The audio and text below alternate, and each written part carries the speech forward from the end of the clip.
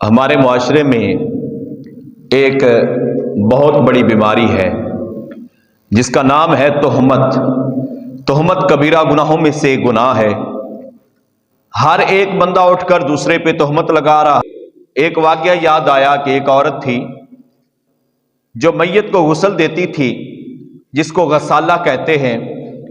یہ عرب کی ایک مشہور کتاب ہے، اس میں نے پڑھا کہ وہ جو عورت ہے نا، اس عورت نے غسل دیتے ہوئے دوسری عورت کو اس کی ران پر ہاتھ رکھ کر کہہ دیا کہ یہ عورت زانی ہے، یہ عورت زانی ہے۔ جب وہاں سے ہو کر دوبارہ پھر ران پر ہاتھ رکھا تو اس کا ہاتھ اس میت اس کی ران کے ساتھ مس ہو گیا، اور اس نے اس ہاتھ کو چھڑانے کی کوشش کی لیکن ہاتھ کو چھڑا نہ سکی۔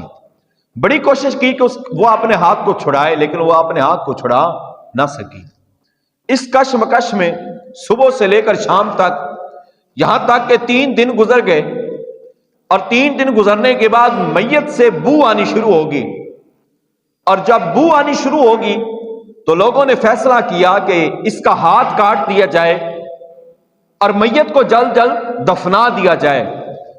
وہ غسالہ کے جو گھر والے تھے، غسل دینے والی عورت کے جو گھر والے تھے، انہوں نے کہا ہم تو ایسا نہیں کرنے دیں گے، ہماری عورت معذور ہو جائے گی، ہم ایسا نہیں کرنے دیں گے۔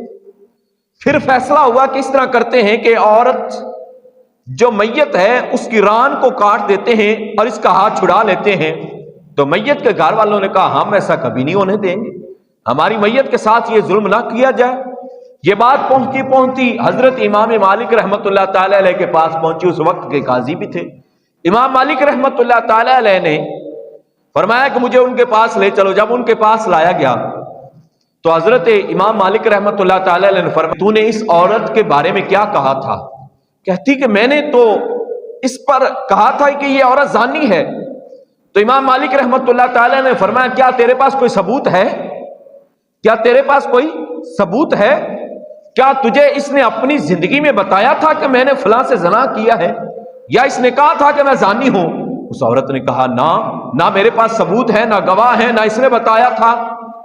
تو آپ امام مالک رحمت اللہ تعالی علیہ نے فرمایا کہ شریعت کی جو حد مقرر کی ہے کہ جو تہمت لگائے، جھوٹی تہمت لگائے، اس کو 80 کوڑے مارے جائیں۔ تو فرمایا کہ اس عورت کو بھی 80 کوڑے مارے جائیں، اور 80 کوڑے یہاں تک کہ فرمایا گیا کہ جس عورت کا ہاتھ اس کی مس تھا، تو جب اس کو 70 نہیں 60 نہیں، جیسے ہی 80 کوڑے لگائے گئے تو اس کا ہاتھ ران سے جدا ہو گیا۔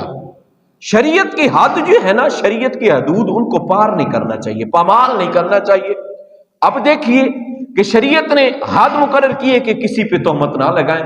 اس عورت کو جو سزا ملی تھی وہ تہمت کی وجہ سے ملی تھی، جھوٹی تہمت کی وجہ سے اس نے تہمت لگائی تھی، اور اس تہمت کے بدلے 80 کوڑے اسے